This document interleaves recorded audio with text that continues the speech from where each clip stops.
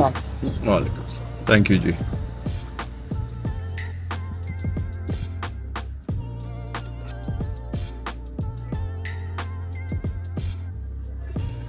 अस्सलाम वालेकुम सर। वालेकुम अस्सलाम। थैंक यू, अल्लाह हाफिज़। अल्लाह हाफिज़ जी।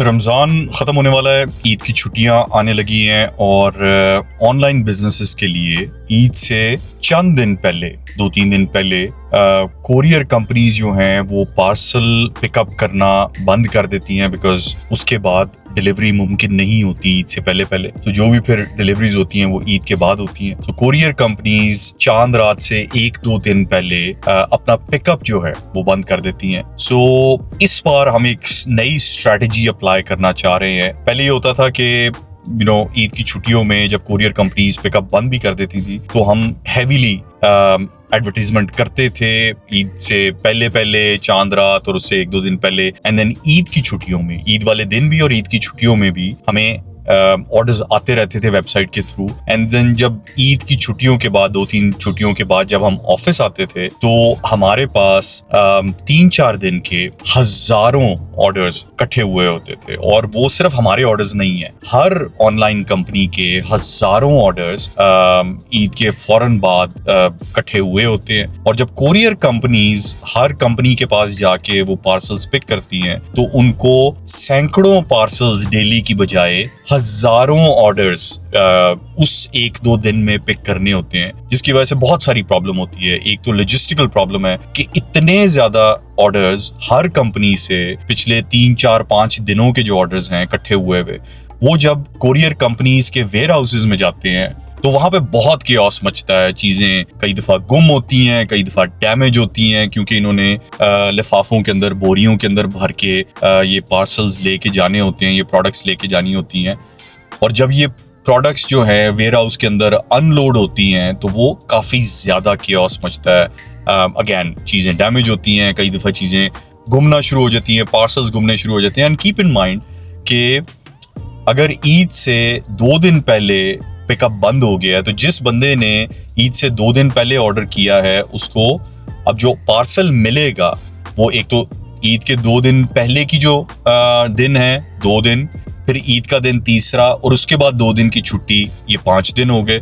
एंड देन जब 5 दिनों के बाद हम ऑफिस आते हैं तो उसी दिन डिस्पैच नहीं करते, उससे अगले दिन करते हैं। तो ये 7वें दिन डिस्पैच होता है और उसके बाद शहर की मुनासबत से 3 से 5 दिन लग जाते हैं, जिसका मतलब ये है कि 10 से 12 दिन के बाद कुछ लोगों को ऑर्डर रिसीव होगा। एंड उसमें प्रॉब्लम ये होती है कि जिन लोगों ने ईद से 2 दिन पहले ऑर्डर प्लेस किया था और कोरियर कंपनी का पिकअप बंद हो गया था, उन लोगों को अपना ऑर्डर 10 से 12 दिन के बाद जाके मिलेगा।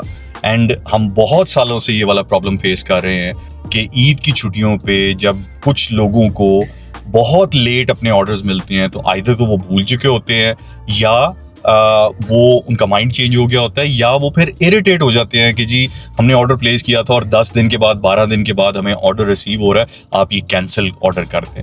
सो बहुत साल हमने यही किया कि हम ये सारे ईद के ऑर्डर्स ईद पे एडवर्टाइजमेंट करते थे, बहुत सारे ऑर्डर्स आते थे, हम बड़े खुश होते हैं कि जी इतने ज्यादा ऑर्डर्स इकट्ठे हुए हैं। लेकिन फिर ईद के फौरन बाद इतना नुकसान होता है, ऑर्डर्स कैंसिल होते हैं, ऑर्डर्स खराब होते हैं, डैमेज होते हैं, बहुत सारे ऑर्डर्स गुम हो जाते हैं और फिर हमारी बहस चलती है कोरियर कंपनीज के साथ। हम लॉसेस क्लेम करते हैं, डैमेजेस क्लेम करते हैं, बहुत सारा मसला पड़ता है, आपको बहुत सारी डैमेज कंट्रोल करनी पड़ती है विद क्लाइंट्स एंड लोगों के साथ, अपने कस्टमर्स के साथ बात करनी पड़ती है, उनको ठंडा करना पड़ता है। So there is a lot of chaos, a lot of problems. So इस बार हमने डिसाइड किया था कि ईद से 2 दिन पहले हम अपनी मार्केटिंग बिल्कुल बंद कर दें, ताकि हम ऑर्गेनिक ऑर्डर्स जो आने हैं वो आएंगे, लेकिन मार्केटिंग के थ्रू जो ऑर्डर्स आते हैं वो हम टेकअप ना करें। और जब 4-5 दिन के बाद, ईद की छुट्टियों के बाद जब हम जाएं तो कुछ सैकड़ों ऑर्डर्स हमारे पास हों जो कि हम ईद के फौरन बाद अपनी कोरियर कंपनीज को पिकअप करवा दें और वो डिलीवर हो जाएं। हजारों ऑर्डर्स की बजाय चंद सैकड़ों ऑर्डर्स जो हैं वो हम अपनी कोरियर कंपनीज को दें, ताकि अगर कोई मसला मसाइल हो भी और उस दौरान भी हमारी सपोर्ट टीम जो है वो कस्टमर्स को रिमाइंड करवाती रहेगी कि उनके ऑर्डर्स उनको ईद के बाद 3 से 5 दिन में मिलेंगे, ताकि उनको जरा थोड़ा सा उनकी एक्सपेक्टेशंस जो हैं वो मैनेज होती रहें. So I mean this is something that we are gonna try this time. इस बार हम इसको अटेम्प्ट करके देखेंगे कि हमारा कितना फ़ायदा होता है, कितना नुकसान होता है, हम कितनी डैमेज जो है वो मैनेज कर पाते हैं. सो इस बार ये हमने ट्राई करके देखना है. So let's see how that goes. Just wanted to get you in the loop of how we run this operation, online business, Azu Pakistan का ये सारा सिलसिला. So I thought I'll let you know कि हमारा operational thought process और logistical thought process किस तरह चलता है. So आज के लिए यही. I'll see you guys tomorrow.